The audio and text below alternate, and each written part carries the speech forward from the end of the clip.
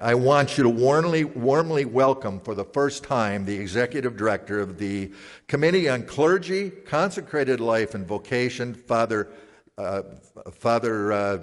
Jorge Torres. Father. Thank you, Richard. It's great to be with you. Hope you've all been able to spend some time with each other and relax and enjoy. Just going to make sure that this is working good. So as he mentioned, I have been working at the conference for about 1.5 years on the Eucharistic Revival, and I'm hoping to have some time here for that as well. I have a presentation that, is normally about 3 hours to priest on the Eucharistic Revival, but he said we're going to end on time, and I will honor that. So a little bit about this presentation, an overview of what CCLV does. The Secretariat for Clergy, Consecrated Life, and Vocations. The committee are the bishops. The secretariat are the other people, lay, deacons, priests, etc., religious, who assist the bishops in setting the vision. So normally what happens is they would come in and set the vision, and we are as it's been described to me, the arms and the feet, the ones who work in the details and later report back to them. So we'll go through that, seminary enrollment, ordination, profession class findings, and then a little bit on the Eucharistic Revival. The chairman for the Committee on Clergy, Consecrated Life, and Vocations is Bishop Earl Boyer from Lansing. He sends his greetings, his love and support for Serra, and so thank you for everything that you do. The Episcopal liaison is Bishop Austin Vetter from Helena in Montana. He's not able to be here this weekend, but he also sends his support. There are 5 other bishops. I'm the executive director, and Miss Casey, who is great at keeping things going at the office, also sends her love. So our mission is to promote, support, formation of those in priesthood, diaconate, and consecrated life, and address issues concerning the life and ministry of bishops. So one of the new initiatives that we have with bishops is everybody assumes that when a bishop gets the call from, as Bishop Burns described yesterday, you have been named, say, to Juno in his case, that somehow they know exactly what they're supposed to do next. And from the business world that model sometimes works, and sometimes there's room for improvement. And so what we are now developing is a program for new bishops so that they can not only speak to each other, but also help each other along the way to not only mentor each other, but also have fraternity. It's similar to the way that you watch when a new pastor is named in your diocese, particularly those that are named to larger parishes. If they're able to speak to their neighbors and have some time to process and speak about how do you handle these situations, things go a lot smoother. So Serra mission, it's funny because when I asked Casey to look into the mission of Serra, and I felt like I was almost reading the mission statement for our Secretariat, Clergy, Consecrated Life, to foster, promote vocations to the ministerial priesthood and Catholic Church, and vocations to service. I know they're to support priests in their sacred ministry, and encourage and affirm vocations to consecrated religious life in the Catholic Church. So I don't know how you read it, but I think that's a match made in heaven.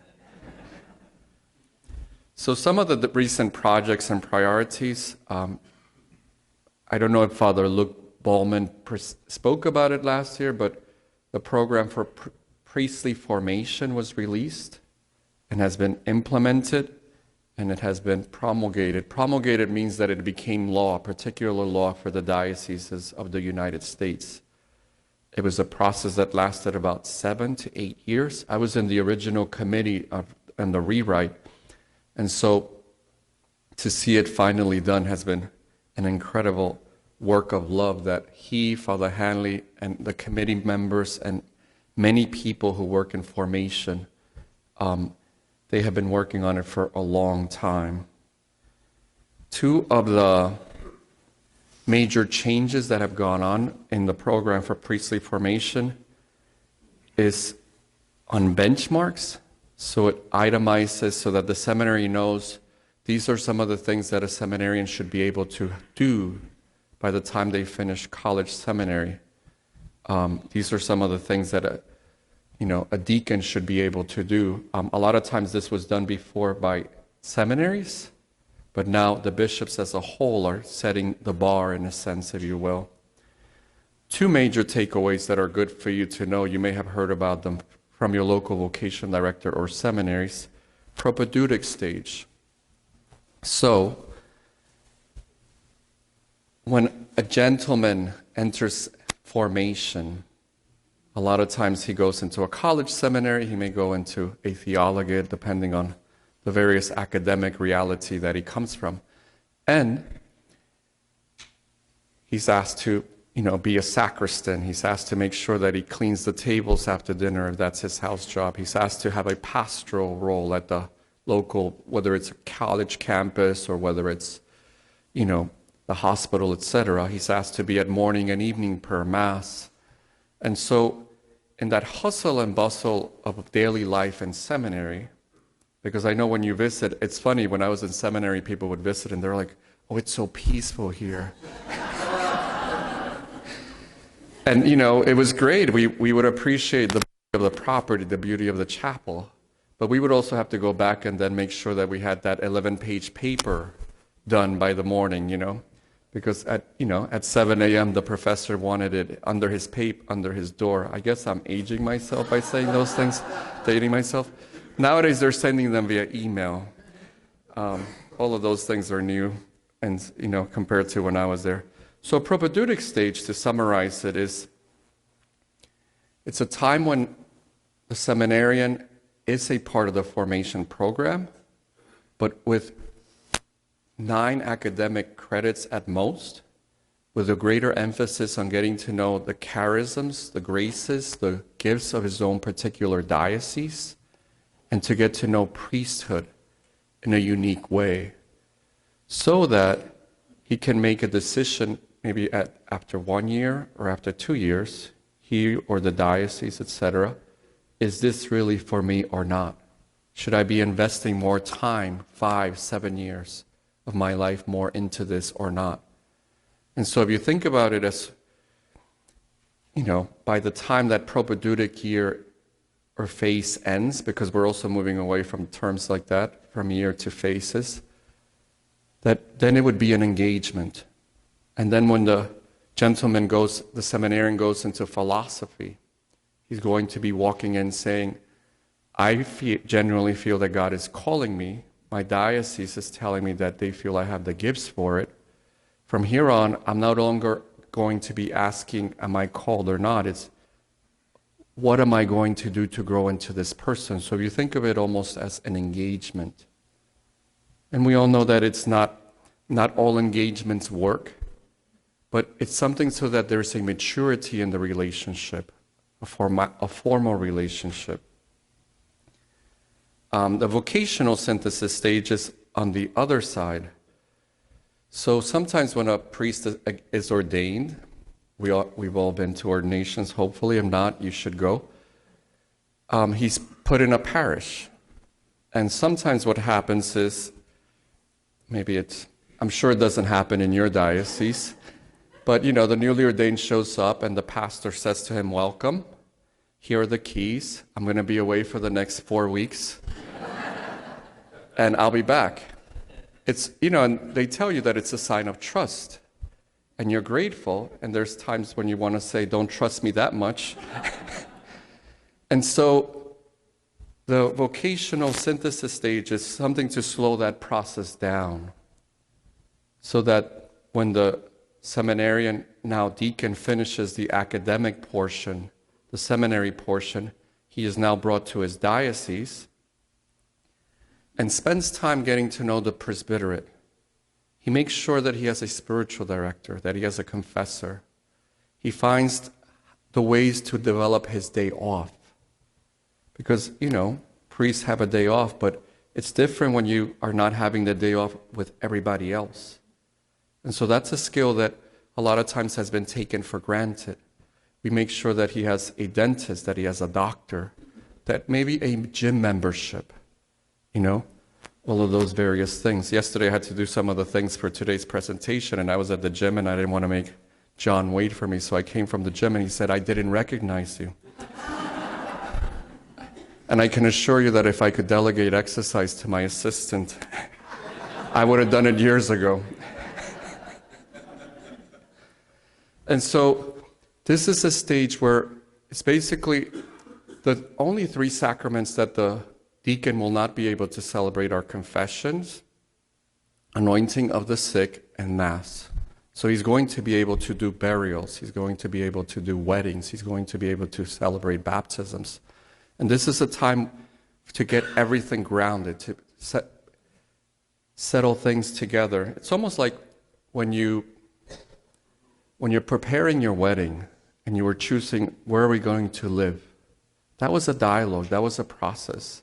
And if you think about it in the life of a deacon, it's a letter, and now it's like, okay, now let's give them time to adapt. We've also basic plan for ongoing formation, 2nd edition. It's in development. Our hope is that it would go to the floor in June and then move forward. And there's been a pastoral letter from the bishops to their presbyterates. This is written in a very different way than the ongoing formation document from before, which was to the leaders of presbyterates. This is written individually to each priest. Another goal that the Secretariat has is increase in multicultural vocations, particularly Hispanic. So the church in the United States, as you know, is going through this transformation, if you will. And it's one of those opportunities we don't want to miss. And the potential is there for it to kind of, go by the wayside or almost develop a parallel, A lot of times this goes into, the language that we use for parishes. Is it a multilingual parish? Is it a shared parish? Is it one where the 7 a.m. Mass never see the people from the 10 a.m. Mass? And so all of this certainly seeks to integrate not only languages and cultures and styles, but also so that the U.S.-born Hispanics particularly, because it's actually where we have the potential for most growth, 90% of the 18-year-olds were born here. And so what can we do to reach that demographic? And that's its own project, and it's an incredible project. So these are some of the things that we have reports on, that we promote. We have prayer weeks, novenas, etc. And so you can look them up at your leisure. With clergy, we work with the various different entities. And so you have diaconate, you have ongoing formation, some of the various associations that work with different ethnicities. There's Black Catholic Priests Association, there's Hispanic. I'm not sure if there's a Vietnamese one, but I'm going to look into it. Consecrated life. So we have various LCWR, I'm still learning all the acronyms. So I do have 2 more weeks on this new role. I actually unofficially started December 12th, but then about 10 days of that was vacation because I knew that once I got back it was going to be full on.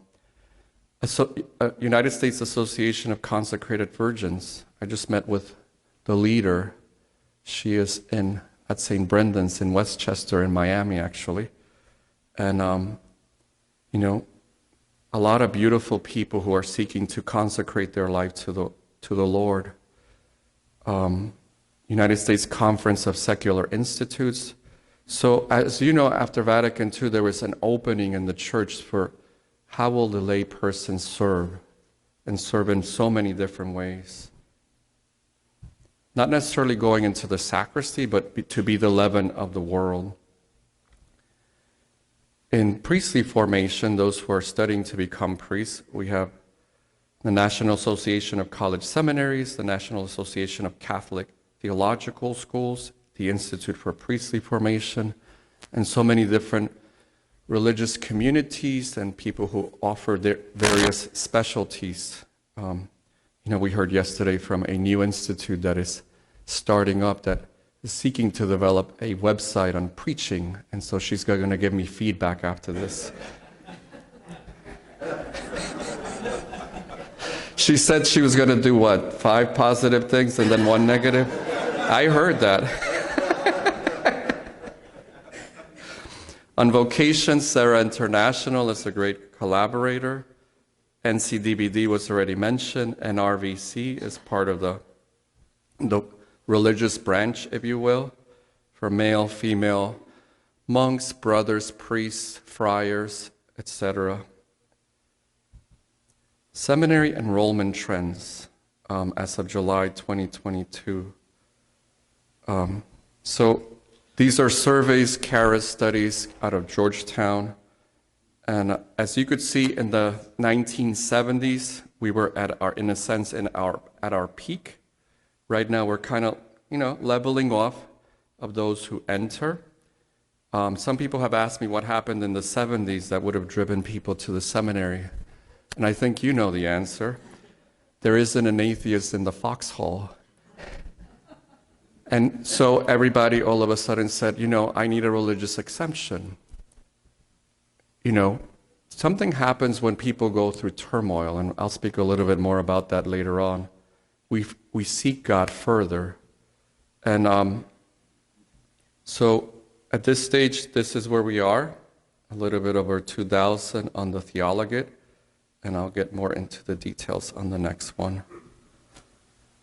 Seminary enrollment trends. Compared to 2001 at our highest, in some of them for high school or for Theologate, we're kind of dipping a bit.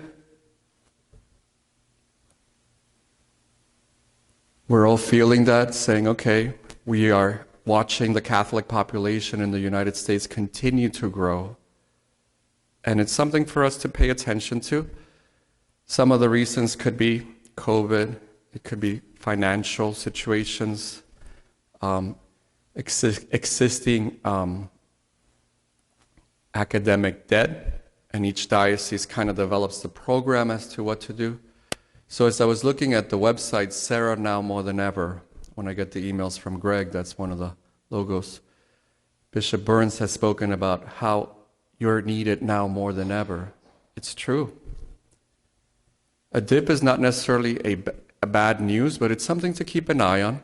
It's similar to when you come to Dallas and on Wednesday it's 80 degrees and on Thursday it's 40 degrees. You want to pay attention to it. It's not something that detracts you from your goals, but you want to be aware. So, what does it mean? I'll go deeper into it in the coming months and see how all of it affects. Some of it may have to do simply with, for the last 3 years, not only has the seminary dropped, but also some college enrollment has dropped, particularly for Hispanics. The pandemic had an effect in the country, the world, that I think we will be able to measure in about a century. Not because you think of, I don't know about you, but I mean the amount of orphans that became, orphans because their parents, one of them died, or in some cases two. The effect in academics, the effect in the development of social life. My twin nephews in New York were in the middle of high school during the lockdown, and so all of those are things that this is simply not a normal measuring. This is going to require some more time to weed out. What does going to the prom look like during a lockdown? We all remember those questions. And so these are now the effects of that. Age distribution, I'm happy to share these with you for those who want to go deeper into it. And also the CARIS studies, these are all gleaned from the CARIS studies, which for each one of these slides has a lot more data. As you could see, 39% of them are between 25 to 29 years old. It's a unique age when you're in seminary and you're in your 20s, You're ready to take the world by, in a storm. Ethnicity, 57% are white Caucasian, 18% Hispanic. Then we also have Asian, Black, African American, other. Some quotes, I left behind my dream job working with self-driving cars, and I do not regret it one bit. Following Christ into the priesthood has been the most fulfilling adventure, from the Diocese of Austin here. And so, as the world continues to offer a plethora of opportunities, now more than ever, if you will, not only in terms of opportunities for how to work, where to work, when to work, things that even 5 years ago we would have never explored. It's funny, some young adults are just renting Airbnbs in different parts of the world as they work remotely. And by remotely, I don't just mean for 3 days. I mean, this is their life. And so they'll be in Panama one day and then in Italy another day. And where are you? Are you by the Alps or are you by the Mesa and Phoenix?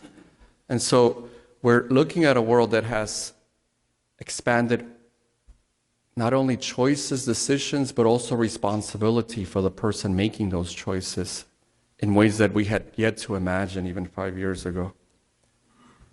I became a religious sister right out of high school after only having discerned for 8 months. People are always surprised that I could enter so quickly. I can only reply that when the Lord calls, you answer. It's funny because nowadays, even among the church, we don't do weddings, within a month of the couple getting to know each other. But invariably, you go to a meeting and somebody will say, well, I married him 3 months before he went to war. And we wrote letters to each other. And they're still together. And, or she's from France and he was part of the army that was liberating Europe. And she came from France to the United States and they're still together. And you look at, things were very stable in a sense compared to today where even what does a permanent commitment mean can be debated. Do you mean permanent for 3 years? And it's interesting because, some people say, well, I did that permanently. Well, it's not necessarily a life commitment. So we're using a lot of times the same terms, but gradually we make sure that we are using them with the same meaning. The ordinands, 70%, a little bit above 60% in some cases. Euro-American, Hispanic and Latino gradually is creeping up, and the other ethnicities. This is in a different presentation. Profession class in religious communities, 71% white Caucasian, 13% Asian Pacific Islander, and Hispanic is 10%. The reason why the bishops are paying attention to the trends on the Hispanic representation, and it's not only an ordination profession class, it's also in Catholic schools. One of the studies from Boston College reflected that, out of, as the church becomes, say, Hispanic, maybe 50% throughout the country, that 4% of the Hispanic children are in Catholic schools. Now that varies widely across from parish to parish, state to state, whether your state has a tuition assistance program or not, all of those various things. But it's something to keep an eye on because from Catholic schools we know that vocations do come forth. And so this is also true for the profession class and ordination classes, because as the ordination classes and profession classes become more and more parallel to the people that are in the pews, or maybe the people that are not in the pews, then we're able to encounter in a new way. And it's not simply about being Hispanic, because it's almost like being bicultural, bilingual. You have to be able to switch between things and whatnot. Some of the different things of what they did before they entered campus ministry, music ministry, altar server, participation in youth group, young adults, World Youth Day, etc. Sikh conference, practices before they entered, Eucharistic adoration, Lectio Divina, sources of encouragement, parish priest, father, the different numbers based on what they reported. I mean, I could tell you stories about all sorts of dynamics. Sources of discouragement, family, teacher, clergy. Even when I was in vocations work, some of the guys were like, well, I want to go to the seminary now, but my pastor's telling me not to do it. Needless to say, that pastor and I would have a talk. A loving one, but, brother to brother and whatnot. He was also affecting my commission, so,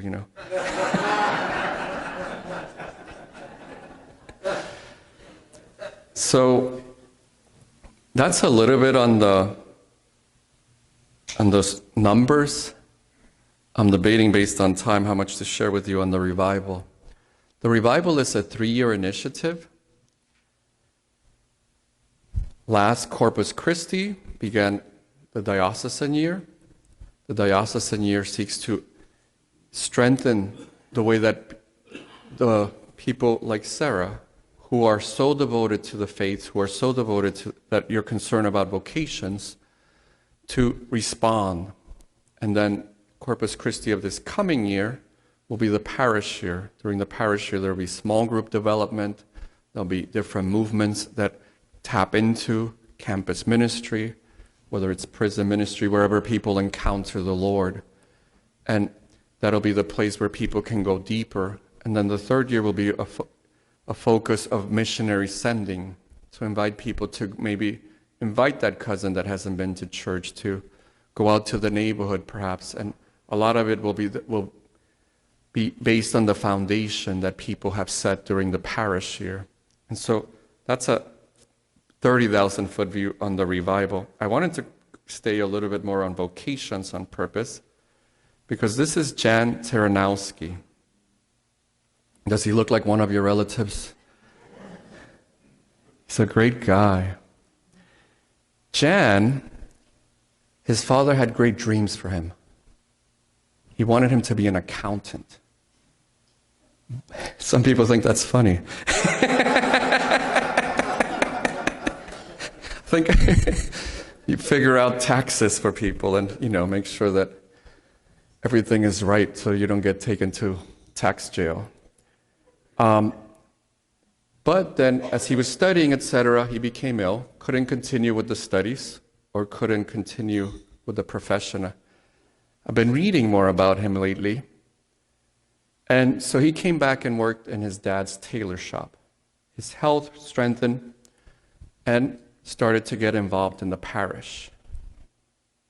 And so it was a Salesian parish, and the Salesians have a charism for reaching out to youth. So somewhere along the line, the Salesians asked him to form a youth group. Could you imagine him as a youth minister? And yet, somehow he said yes, and he would do it. And he had 2 teenagers, young adults, Carol and Milowski, in that group. And he started to speak to them. He started to just invite them into a whole new world. You see, his youth group couldn't meet at the parish. They had to meet clandestine. It was 1940s in Poland. And people were getting killed left and right. Some because they were Jewish, others because they still wanted to practice the faith, others because they came to a meeting like this. And so, later on, Malinsky, who became a priest, a friend of Karol Wojtyła, said, Jan's influence with Karol was gigantic. I can safely say that if it wasn't for him, neither Wojtyła nor I would have become priests. And it started with an illness. It started in one of the darkest periods of human history. They wouldn't even have had trends or an ability to give a survey. But yet, one day, as they were meeting in his house because they couldn't do it at the parish, people, the soldiers walked in. And they eventually just wrote him off as some crazy fanatic, surrounded by teenagers that would amount to nothing, perhaps. Of him, later on, St. Paul II would write in 1949, this man was not a fiction or a symbol, but a real living person. His name was Tyranowski, Jan Tyranowski. He lived in Krakow, in Dybniki, at 15 Rosana Street. He was born in 1900 and died in March 1947. His family was a typical suburban middle class. It is worth noting that Jan's demeanor, for example, the way he wore his watch, his expressions, all of the many details that reflect the social environment were totally consistent with that environment. The entire difference was hidden within him. And it was from within that all his external habits obtained their particular character. And so regardless of what the numbers say, you and I are called to look and find the future saints. And if Jan was able to do it through illness, through persecution, through the Great War, then our situation, as difficult as we sometimes like to paint it, God can work miracles through any one of us in ways that we have yet to imagine. We may not be able to see at times what God will do with a particular teenager. I can assure you that when they are, misbehaving in the back of church, I'm not thinking this is a future saint. But God can do wonders. And so, you've been invited into relationship with young people. You've been invited to remain faithful to the charism of Saint Junipero Serra of the Serrans. And this is, again, an invitation to show you. Had Jan's health not changed, had he become, maybe with the right adaptations, a great accountant, we could have lost St. Paul II. It would have been a very different world. Not just a church world. But yet, God worked through it all. And so in those moments where you feel discouraged, in those moments where perhaps you feel like maybe this isn't going the way that it happened, I'm sure that Jan had those moments as well. Will the kids show up? Will there be soldiers by the corner today? Who got killed on their way to youth group today? All of those different challenges he encountered. And yet, God worked through it all. And so thank you for your time. Thank you for your dedication. Go and be the Jans of today. Amen. I also wanted to respond. Yesterday, somebody at dinner asked me how many seminaries we have. We have 39 theology schools, 10 college seminaries, and 14 seminaries, college seminaries that work with a local Catholic university. Great. Well, thank you.